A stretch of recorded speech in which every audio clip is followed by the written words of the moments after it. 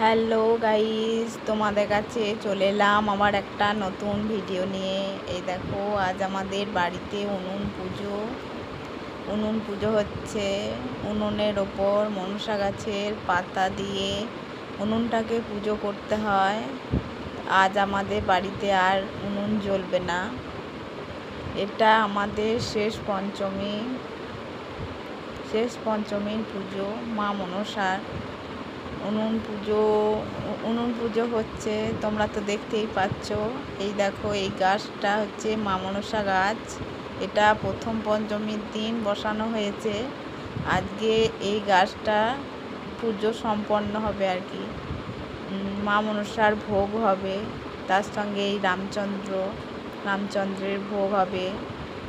কালকে রান্না করে রাখা হয়েছে ভাত, 5 রকম ভাজা, কারণ এত গরমে তো আর কিছু থাকবে না, ওই কারণে ভাজাভুজি দিই। মা মনসা আর রামচন্দ্রের ভোগ হবে। এ দেখো, সেই গাছটা পুজো হচ্ছে, মা মনসা গাছ। এটা আমাদের শেষ পঞ্চমীর দিন পুজো হয়ে গাছটা আর কি বিসর্জন হয়ে যায়। গাছটা নড়িয়ে বিসর্জন করা হয়। তা তোমরা একবার দেখো।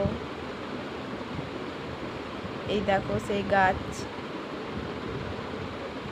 এই গাছটার এখন পুজো হবে, তারপর রামচন্দ্র আর মা মনসার ভোগও হবে। এখন গাছটার পুজো হচ্ছে।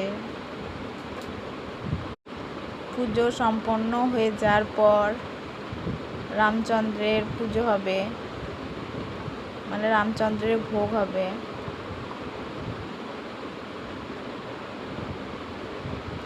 এই দেখো, আমাদের উনুন পুজো সম্পন্ন হয়ে গেল। এরপর রামচন্দ্রের ভোগ হচ্ছে, মানে কালকের ভাত, 5 রকম ভাজা, চাটনি, এসবই আছে ভোগে।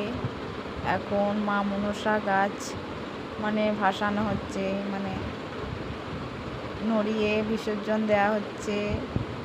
বিসর্জন দেওয়া হয়ে গেল। এবার রামচন্দ্র নিজের মন্দিরে চলল। টাটা।